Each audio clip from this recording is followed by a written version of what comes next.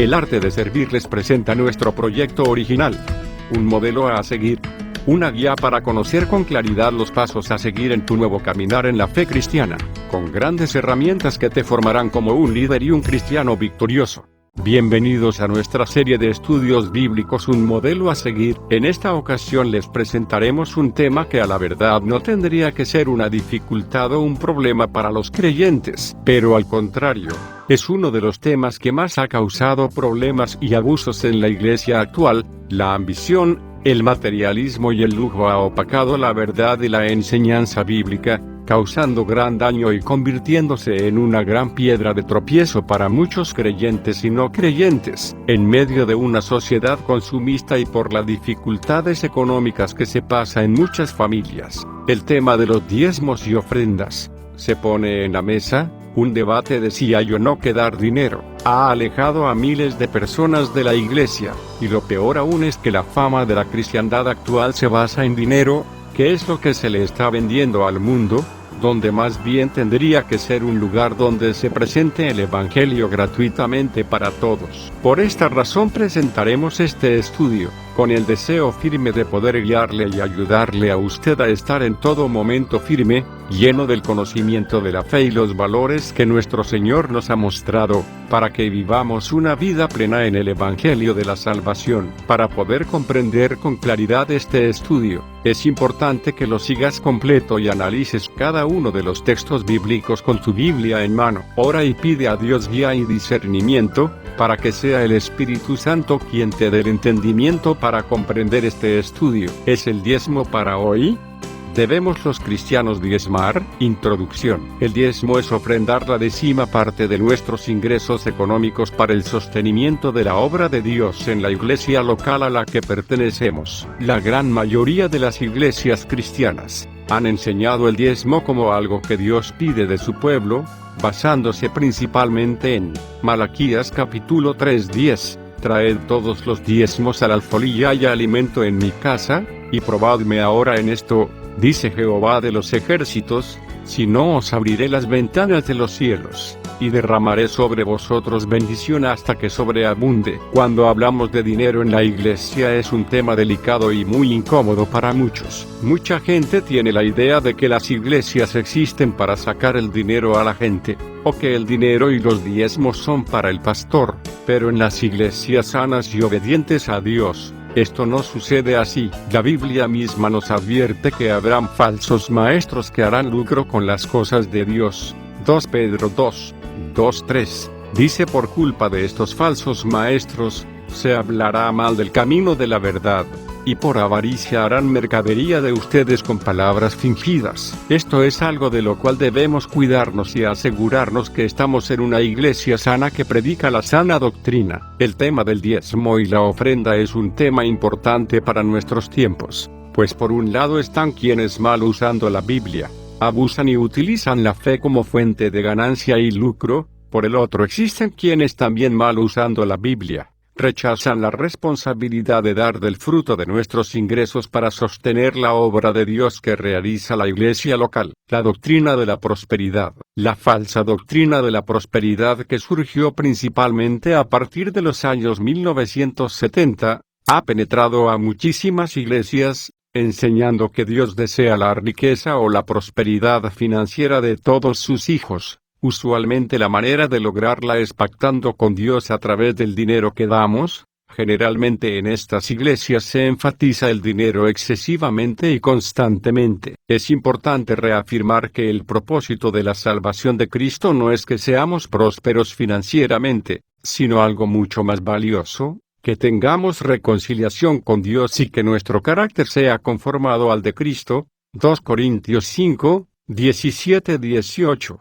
Efesios 4:12-13. La motivación de dar. Es muy importante saber que cuando damos para sostener la obra de Dios, la motivación con la que damos es muy importante. El Señor Jesús dijo en Mateo 6:2-4 que no debemos dar para que la gente vea, o para recibir el reconocimiento de otros. Debemos dar de todo corazón motivados por el agradecimiento a Dios, por lo que ya nos ha dado, porque le amamos a Él, y anhelamos que su obra sea hecha, Y es entonces cuando el Señor Jesús dice que nuestro Padre Celestial nos recompensará en público. Mateo 6:4. Esa recompensa puede o no ser de provisión financiera, pero es evidente que dar con sinceridad y por amor hace que el Padre se alegre y desee bendecir a sus hijos. Las malas prácticas. Otra fuerte objeción al diezmo se presenta porque algunas iglesias, en vez del pastor tener un sueldo asignado, existe falta de rendición de cuentas y se acostumbra que el pastor se lleve a su casa los diezmos y las ofrendas sin haberse contado y sin llevarse un registro de entradas y salidas. Aquí también existen dos extremos: los pastores abusivos que se enriquecen a través de la fe, y las iglesias abusivas y faltas de amor, que desean tener a su pastor en el más mínimo nivel de pobreza posible o de escasez porque existe un errado entendimiento bíblico sobre el sostenimiento financiero de los ministros. Entonces observamos que la falsa doctrina y las malas prácticas han provocado que en muchos lugares exista un rechazo rotundo hacia el diezmo. Los argumentos en contra del diezmo. Existen 4 argumentos que se usan en contra del diezmo. 1. El diezmo era un asunto del antiguo pacto, parte del pacto de Dios con su pueblo Israel. Los cristianos no estamos bajo ese pacto, por lo que nunca fue algo para nosotros hoy. Ni una sola vez el Nuevo Testamento nos dice que debemos diezmar. A esto algunos erradamente añaden que aquellos que practican el diezmo están buscando guardar la ley y ser salvos al hacerlo, cuando la motivación de esas iglesias al diezmar no es guardar la ley sino sostener la obra local. 2. El diezmo nunca fue dinero, era dar la 10ª parte del cultivo que se producía y de los animales generados. El alfolí mencionado en Malaquías 3:10 no era un platillo para recoger ofrendas sino un almacén de granos o alimentos. 3. Se asume que el diezmo no era para los pobres, sino para los que tenían cultivos y ganado. Por eso está mal que hoy le pidan a la gente que son pobres que diezmen. Claro está que la mayoría de la gente se pondrá bajo la categoría de pobres y se sentirán exentos de dar. Pero el Antiguo Testamento no dice que el diezmo no era para los pobres. El mandato es dado a todo Israel, pobre o rico, que cosechara aunque fuera poco y fuera pobre. 4. El diezmo no siempre se daba todo. También se podía consumir y comer y era también para dar a los pobres, no siempre al templo. Aquí hay un error de confusión que aclararemos. Respuesta a los argumentos en contra del diezmo. A estos argumentos mencionados respondemos lo siguiente. 1. Es cierto que no estamos bajo el pacto del Antiguo Testamento que era para Israel y que el Nuevo Testamento nunca nos manda diezmar, pero sí nos manda a dar conforme a lo que recibimos. 2. Aunque el diezmo no era dinero, sino que era en especie, cultivos cosechados y animales generados. Estos animales, granos y alimentos representaban las entradas económicas de la cultura antigua. Se utilizaba un sistema de trueque o intercambio comercial de productos y la gente misma trabajaba por comida. Los granos y animales diezmados eran sus ingresos y sustento. 3. En el Antiguo Testamento existían 3 tipos de diezmo. El tema del diezmo causa confusión cuando nos damos cuenta que se mencionan diezmos para distintos propósitos. A. Un diezmo permanente para los levitas y sacerdotes, Números 18:21, destinado para sostener el servicio a Dios, para sostener a los que sirven a Dios y a sus familias, levitas y sacerdotes. B. Un diezmo para ir al templo una vez al año con la familia a adorar a Dios, y comer en el templo, Deuteronomio 14:22-27. C. Un diezmo cada tercer año para compartir comida con los extranjeros, los huérfanos, niños abandonados o sin padres, y viudas pobres. Deuteronomio 14:22-27. Entonces cada año había 2 diezmos, uno destinado a los levitas, y otro para sufragar los gastos de viajar al templo una vez al año, y uno que se daba solo cada tercer año para los pobres. Esto significa que el israelita promedio daba el 23% de sus ingresos cada año. Como existían varias temporadas de cosechas, trigo, cebada, higos, aceitunas, algodón, y varias temporadas de nacimiento de crías de ganado, Asumimos que el diezmo se traía varias veces en el año, no solo una vez. De esta manera se mantenían alimentados los levitas y sacerdotes para poder servir. Es lo mismo que sucede en nuestro tiempo con los cristianos que practican el diezmo. Dan al recibir sus ingresos mensuales o quincenales, como diría el apóstol Pablo en 1 de Corintios 16, 2, cada primer día de la semana cada uno aparte algo según haya prosperado, o como en la oración del rey David para recolectar fondos para construir el templo dijo: de lo recibido de tu mano te damos. 1 Crónicas 29, 14. Muchos de los ataques en contra del diezmo se basan en que buscan clarificar a los cristianos que el diezmo no era dinero y que se podía comer y disfrutar, pero pensando que los demás cristianos son ignorantes en esto. Ellos mismos pecan con ignorancia también, pues si se trata de ser exactos con lo que la ley pedía, no era solamente el diezmo sino el 23% y además de esto los israelitas ofrendaban a Dios en muchas otras ocasiones, las primicias de sus cultivos, el primogénito de sus animales, y varias otras ofrendas voluntarias y obligatorias ocasionales como ofrendas de paz o comunión, u ofrendas por el pecado y holocaustos listados en el libro de Levítico. ¿Tienen los que hoy denuncian el diezmo basados en estos argumentos el corazón de dar a Dios el 23% de sus ingresos? Son personas dadivosas y generosas que constantemente están pensando en ayudar a avanzar con sus ingresos la obra de Dios o ayudar a los pobres. En la reciente oposición contra el diezmo existen generalmente dos tipos de opositores. 1. Gente que ha sido explotada financieramente y está harta de la manipulación de falsos maestros o iglesias abusivas, que cada vez que van a la iglesia se la pasan hablando de dinero y todo el énfasis es en el dinero, en pactar, en que Dios reprenderá al devorador, etc. Nuestra sugerencia es que si estás en una iglesia así busques otra iglesia con sana doctrina. 2. Gente que más que apoyar la Biblia desea encontrar bases para justificar el no hacer algo que no quieren hacer. Personas que lo que buscan al denunciar el diezmo, es justificar su falta de generosidad, su falta de amor y su falta de fidelidad a Dios con los recursos que Dios les ha confiado. Entonces, ¿es el diezmo bíblico o no? El diezmo es definitivamente bíblico porque viene en la Biblia y fue instituido por Dios mismo. La pregunta más bien ¿es el diezmo algo para hoy, algo que Dios pide del cristiano?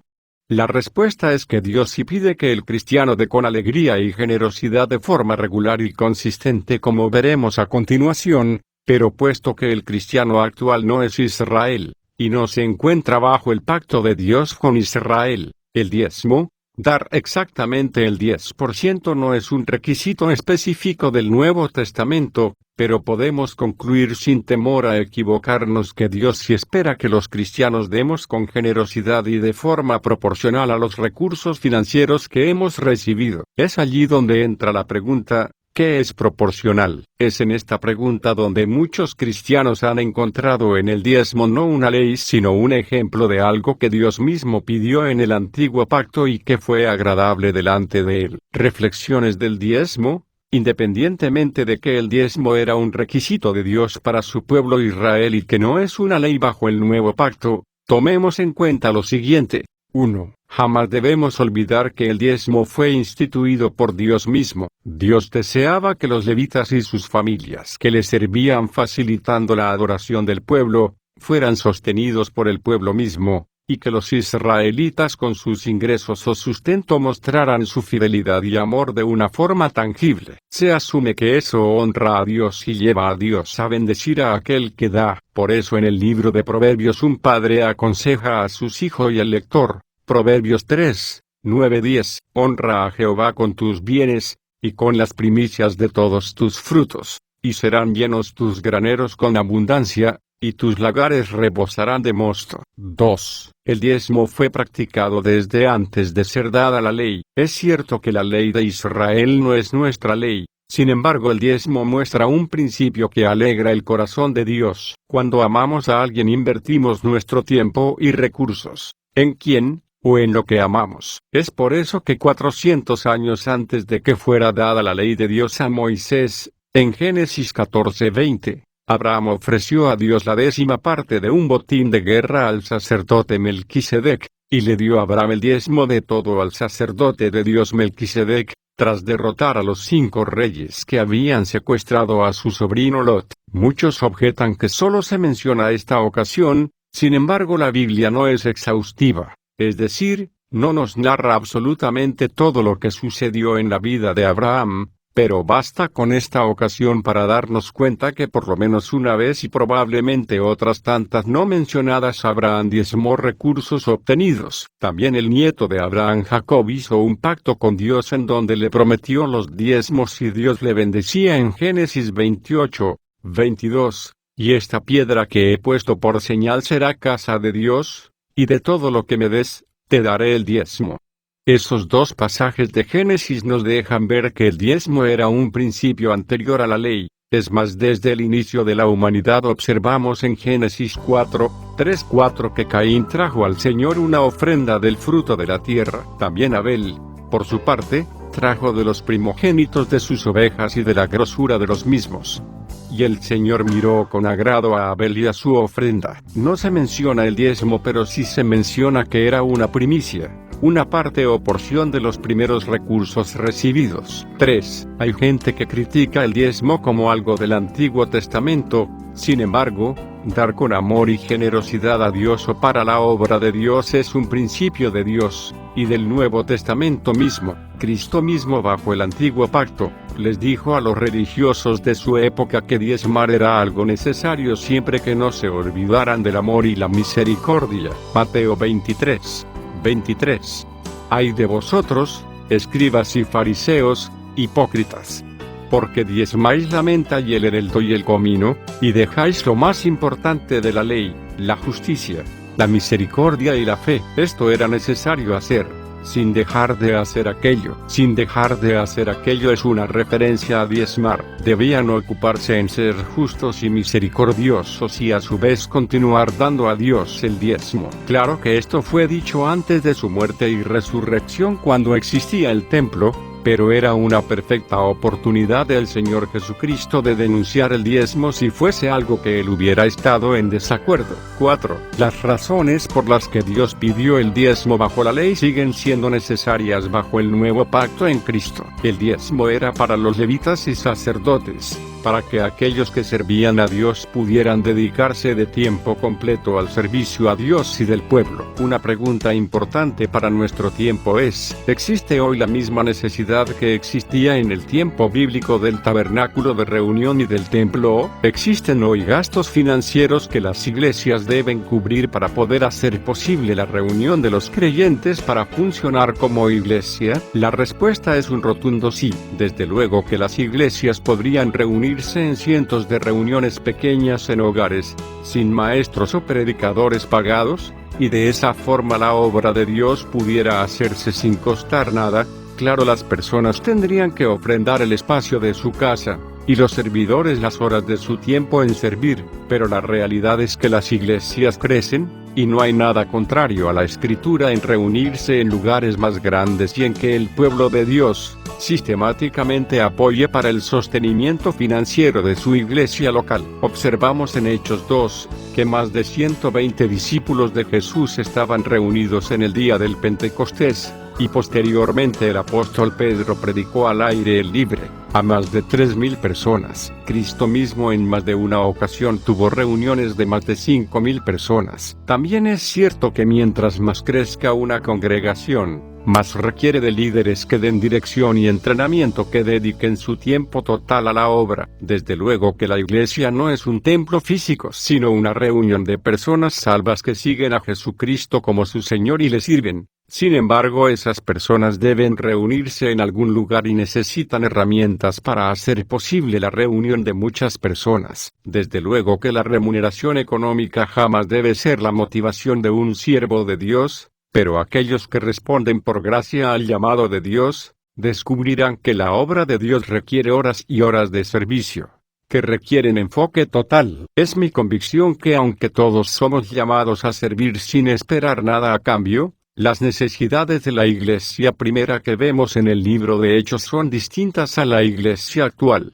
Es difícil reunirnos al aire libre sin un permiso, sin equipo de sonido. Se espera hoy que la iglesia provea actividades para los niños y los jóvenes que causan gastos. Tenemos el Internet en donde la gente escucha a todo tipo de predicadores muy preparados y esperan que sus predicadores se preparen y dediquen tiempo para estudiar y servirles con sana y buena instrucción bíblica. No es lo mismo administrar una iglesia en un hogar o grupos de 10 a 30 que a una iglesia ya de 50 personas o a grupos de 100, 200, o iglesias de miles de personas. Dice Números 18:21. Y he aquí yo he dado a los hijos de Leví todos los diezmos en Israel por heredad, a cambio por su ministerio, por cuanto ellos sirven en el ministerio del tabernáculo de reunión. Ese a cambio es muy importante, pues al servir en el tabernáculo se dedicaban a ello y no a poder cultivar la tierra o trabajar. El día de hoy existen miles de pastores y misioneros que han renunciado a todo para servir al Señor.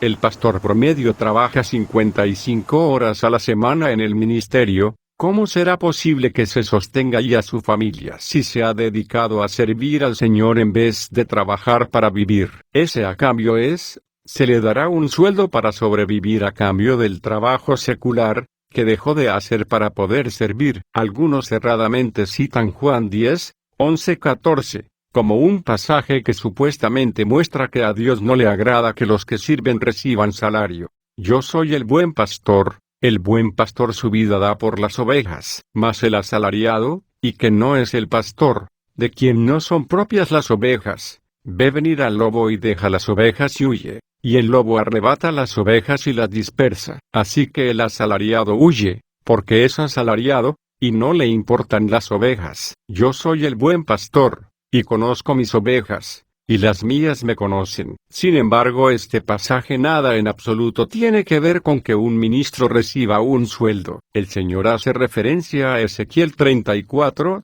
en donde los falsos líderes de Israel fueron malos pastores, pero Dios mismo vendrá y los pastoreará. Dios vino en Cristo y Él es el buen pastor. Él es el dueño de las ovejas. Un empleado a sueldo las abandona y no les importan, pero él da su vida por ellas y las defiende. La referencia al asalariado no es una referencia en contra de recibir una remuneración para vivir de aquellos que de todo corazón y por los motivos correctos han respondido el llamado, sino una referencia a que Jesús es el dueño y a diferencia de los líderes religiosos falsos del pueblo, Él daría su vida por sus ovejas. Claro que el pasaje es aplicable si hay falsos líderes que están en el ministerio por las razones incorrectas. Reconocemos que esto es controversial para muchos, que regularmente citan el pasaje de Hechos 20 donde el apóstol Pablo dice que sus manos le sirvieron para trabajar sin ser carga a las nuevas iglesias a las que llevaba el Evangelio. Es obvio entender que cuando el apóstol Pablo llevaba el Evangelio a nuevos creyentes no pedía sustento alguno para que no fueran mal interpretadas sus intenciones. Es por eso que trabajaba mientras se relacionaba en el nuevo lugar y dejaba establecida una iglesia. Hechos 20, 33, 35, 33, ni plata ni oro ni vestido de nadie he codiciado. Antes vosotros sabéis que para lo que me ha sido necesario a mí y a los que están conmigo, estas manos me han servido. En todo os he enseñado que, trabajando así, se debe ayudar a los necesitados, y recordar las palabras del Señor Jesús, que dijo, más bienaventurado es dar que recibir. Muchos esperan que sus pastores hagan lo mismo, pero olvidan lo que Pablo les dice a los corintios en 2 Corintios 11, 8. He despojado a otras iglesias, recibiendo salario para serviros a vosotros. El apóstol Pablo les reclama que nunca les sostuvieron sino que tuvo que depender de ayuda económica externa. Evidencia de esto lo vemos en Filipenses 4:16. Pues aún a Tesalónica me enviasteis una y otra vez para mis necesidades. En Lucas 10 el Señor Jesucristo envió a 70 de sus discípulos de 2 en 2. Les pidió que al ir a otras aldeas y lugares buscaran un hogar receptivo, para enseñarles y les pidió que fueran a ese lugar, y que en ese hogar les dieran alojamiento y comida, lo que representaba su sustento. Es bajo ese contexto que dice en Lucas 10, 7. Y hospédense en aquella misma casa, comiendo y bebiendo lo que les den, porque el obrero es digno de su salario. Claro que el salario era alimento y sustento, pero para esto mismo trabajaba el hombre antiguo, lo cual no está muy alejado de la realidad actual, en donde el sueldo monetario nos alcanza solo para pagar un lugar donde estar, los alimentos y las cosas necesarias para subsistir. El apóstol Pablo dejó a Timoteo en Éfeso, encargándole nombrar ancianos o pastores. Allí le escribe las siguientes instrucciones en 1 de Timoteo 5, 17-18, los ancianos que gobiernan bien, sean tenidos por dignos de doble honor, mayormente los que trabajan en predicar y enseñar, pues la Escritura dice, no pondrás bozal al buey que trilla, y, digno es el obrero de su salario. El contexto inmediato es el sostenimiento financiero de las viudas de la iglesia que no tenían familia que pudiera ayudarles. El contexto o lo que significa doble honor es honrarles con respeto pero también proveyendo el sustento financiero para sus pastores. El apóstol Pablo mismo les reclamó a los corintios, en 1 de Corintios 9:11, 13-14-11, si nosotros sembramos entre ustedes lo espiritual, es gran cosa si segáramos de ustedes lo material. ¿No saben que los que trabajan en las cosas sagradas, comen del templo, y que los que sirven al altar, del altar participan? Así también ordenó el Señor a los que anuncian el Evangelio, que vivan del Evangelio. Es muy importante considerar estos pasajes porque aunque el siervo de Dios jamás debe servir motivado por una remuneración, la realidad práctica es que el ministerio demanda horas y horas de servicio, para ser efectivos, y esos siervos de Dios necesitan que se les asigne un sueldo justo y digno. Muchos por ignorancia, por falta de amor, o quizás solo por un entendimiento errado juzgan mal que un ministro reciba sueldo, pero no tiene la menor idea de lo que requiere el llamado al ministerio. Se va mucho más fácil desde afuera. Trabajar con personas es difícil. Las personas somos imperfectas, complejas e impredecibles. Hay pastores que abusan de sus iglesias, pero también iglesias que abusan de sus pastores. Gloria a Dios por pastores fieles, que tienen integridad y aman a Dios y a su iglesia. Por favor, si tienes un pastor así, valóralo, ámalo y sean justos con él. Si tu iglesia puede remunerarle justamente y aun generosamente. La mayoría de los pastores obedecieron a Dios en su llamado dejando a un lado sus trabajos, su profesión o aún un negocio próspero. Estoy convencido que la mayoría de los pastores ganarían muchísimo más remuneración financiera secularmente que en el pastorado, así que muy probablemente tu pastor está pastoreando por obediencia a Dios, sino por recibir un sueldo. Si tienes un pastor abusivo, entonces busca otra iglesia con sana doctrina, pero si tienes un buen pastor, valóralo y apóyalo. El dar del Nuevo Testamento, el cristiano debe dar regularmente, generosamente y consistentemente. En 1 Corintios 16:2 el apóstol Pablo pide a la iglesia de Corinto que levanten una ofrenda para los creyentes en Jerusalén debido a una sequía y hambre por la que estaban pasando y les dice, cada primer día de la semana cada uno de vosotros ponga aparte algo, según haya prosperado. El principio es que aparten algo según hayan prosperado, o sea, según Dios les haya bendecido. La pregunta es ¿cuánto es eso? ¿Qué porción de lo que prospera arroja luz? Es por eso que muchos cristianos diezmamos por voluntad propia, porque aunque vivimos bajo el tiempo del Nuevo Testamento, la 10ª parte fue algo que Dios mismo pidió. Es algo que no es mucho como para afectarnos en nuestros gastos de sobrevivencia, pero que tampoco es poco como para no mostrar un esfuerzo de amor que hace una diferencia en la obra de Dios. En realidad a Dios no le damos 10%.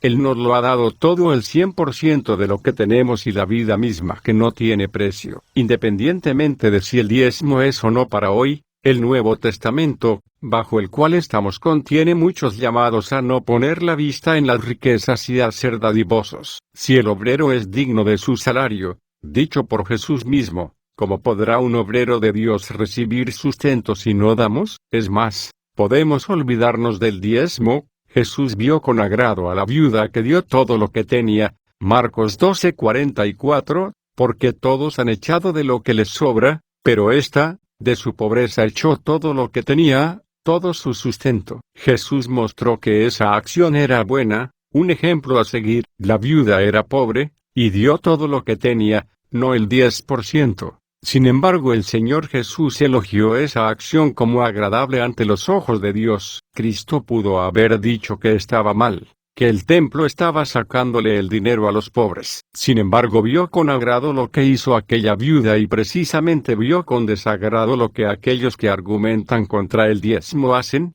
dar de lo que les sobra y no sacrificialmente o con generosidad. En el asunto del diezmo olvidémonos, si era un estar bajo la ley. El apóstol Pablo dijo que es más bienaventurado dar que recibir, y bajo la gracia, el campeón defensor de estar bajo la gracia dijo que el que siembra escasamente segará y el que siembra abundantemente segará. Aunque no estamos bajo el pacto de Israel, podemos afirmar sin temor a errar que fue Dios mismo el que pidió a su pueblo la décima parte motivada por una convicción personal de amor, de gratitud y de responsabilidad en sostener la obra de Dios. Observe lo que el apóstol Pablo les dijo a los corintios sobre dar. 2 Corintios 9, 6, pero esto digo, el que siembra escasamente, también segará escasamente, y el que siembra generosamente también segará. Cada uno dé como propuso en su corazón, no con tristeza,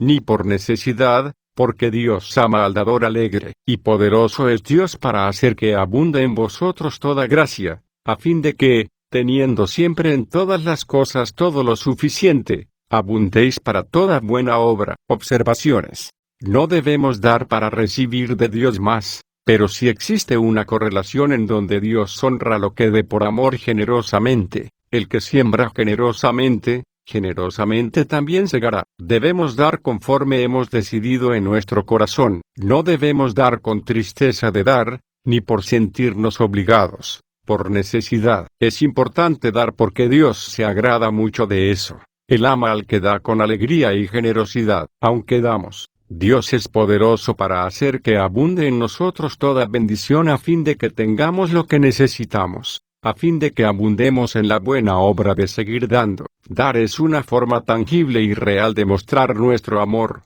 y fidelidad a Dios, porque nos cuesta. Si no confías en Dios con tus finanzas, no le has dado todo tu corazón. El diezmo y la ofrenda son importantes porque son una muestra tangible y real de nuestro amor a Dios y nuestro compromiso con Él. Mostramos que Dios realmente es nuestra prioridad, no solo de labios para afuera. Muestra una actitud de agradecimiento y dependencia de Dios. Es una contribución que es voluntaria pero que hace posible que nuestra iglesia pueda existir, operar, servir, tocar vidas y sostener misioneros alrededor del mundo. Dios bendice al que da de corazón con alegría. Un principio del diezmo es que Dios te va a ayudar a tener más con menos. Diezmar nos ayuda a ser un mejor administrador de los recursos que Dios nos permite tener. Diezmar requiere fe y confianza en Dios. Un gran temor de muchos es, no me alcanza para dar. Pero algo maravilloso que descubren aquellos que aprenden a ser agradecidos y generosos con Dios,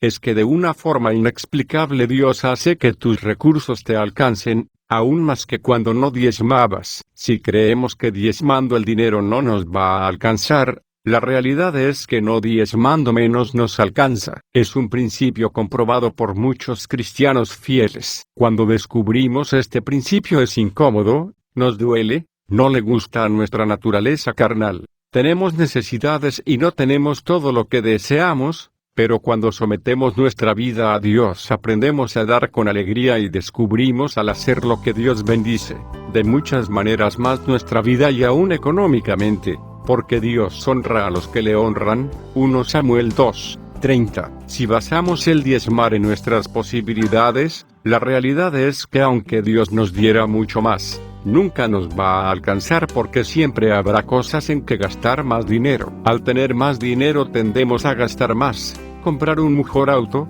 tener un mejor departamento o casa, contratar un paquete de cable más caro, un servicio de celular más completo, etc. Y otra vez diríamos es que no me alcanza. La realidad es que la Biblia dice, Lucas 16:10, el que es fiel en lo muy poco, es fiel también en lo mucho.